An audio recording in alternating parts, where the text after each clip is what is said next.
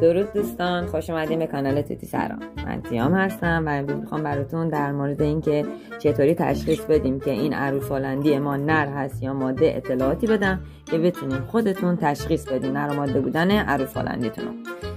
خب ما زمانی که اینا جوجه هستن خب نمیتونیم تشخیص بدیم که این نر یا ماده. برای همین باید صبر کنیم تا اینا اولین پرریزیشون رو انجام بدن که همون بعد 6 ماهگی و 9 ماهگی.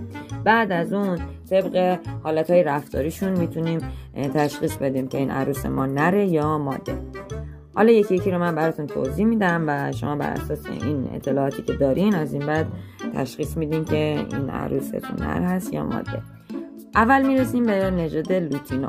خب اینا نر و مادهشون خیلی شبیه همه، برای همین تشخیص دادنشون یک کمی مشکله.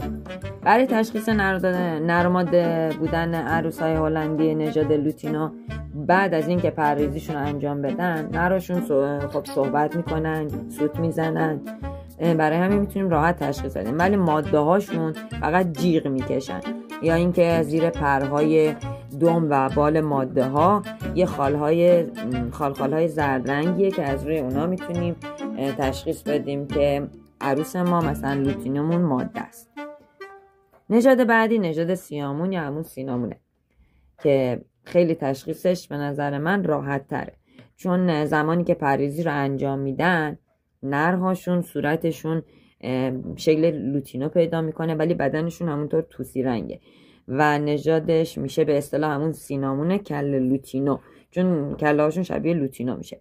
و ولی ماده هاشون هیچ فرقی نمیکنه، فقط کنار پیشونی و نوکشون یه رگه های زرد رنگی وجود داره و لپاشون هم که همون نارنجی خوشگل و صورتشون هم توسی رنگه مثل بدنشون و اینکه زیر بالها و دمشون اینا هم داره یه خالهای زرد رنگیه. اینا هم اینطوری میتونیم تشخیص بدیم.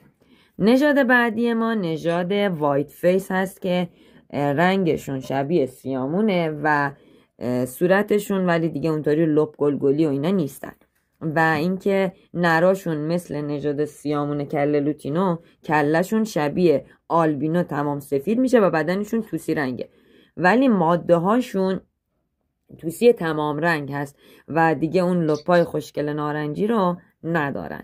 برای همین اینا هم نر و ماده بودنشون رو بخوایم تشخیص بدیم خب خیلی راحت تره. اینا هم نراشون صحبت میکنن، سوت میزنن و ماده هاشون هم که صورتشون هیچ تغییری نمیکنه و زیر بال و پر دمشون هم خال وجود داره که خیلی باید دیگه برای نژاد دقت